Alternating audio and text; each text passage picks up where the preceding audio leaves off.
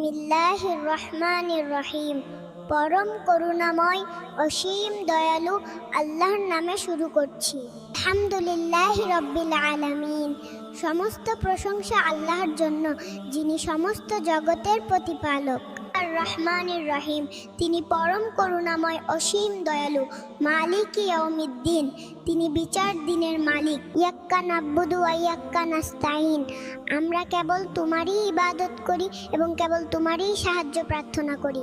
ইহদিনাস সিরাতাল মুস্তাকিম, আমাদের সরল পথ প্রদর্শন করো।